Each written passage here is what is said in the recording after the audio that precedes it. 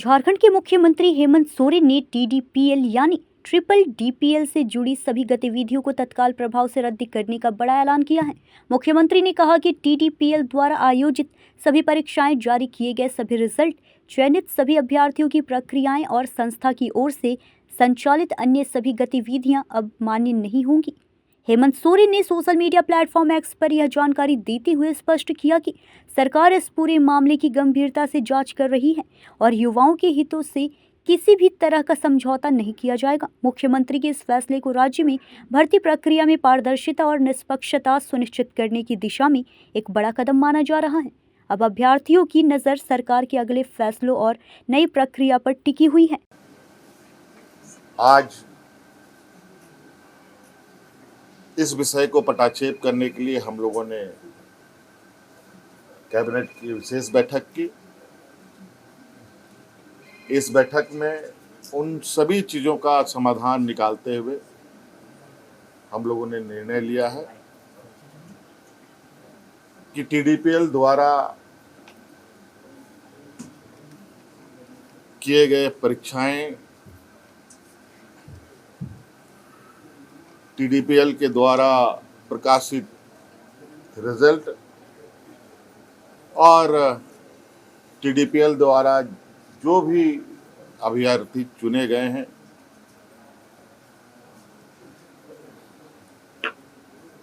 या शामिल हुए या टीडीपीएल के जितनी भी गतिविधियां यहाँ हुई हैं, उन सभी को कैंसिल किया जाता है, रद्द किया जाता है।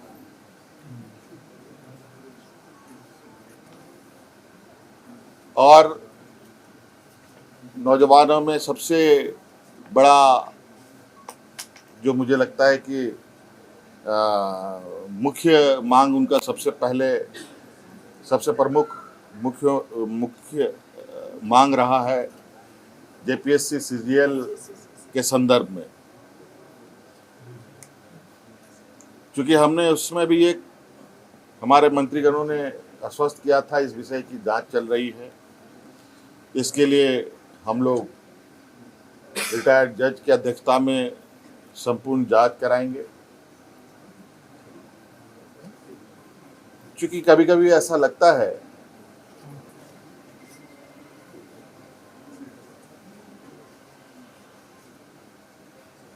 कि हम ही सही हैं, कभी कभी ऐसा लगता है कि छात्र भी सही हैं।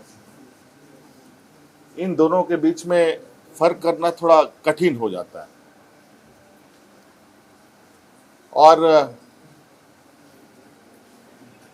इस विषय को लेकर हमने जो एसआईटी की टीम जांच कर रही है और सीआईडी की जो टीम जांच कर रही है, इन दोनों के जांच के दौरान बहुत सारे ऐसे तथ्य आ रहे हैं जो चौंकाने वाले हैं। क्योंकि जांच का विषय है, बहुत खोल के बातें कहना संभव नहीं है। और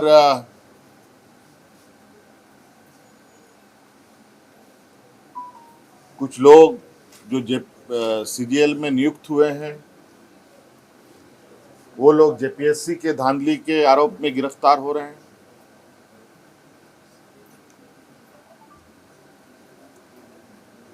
और कई कंपनियां जो यहाँ कार्यरत हैं,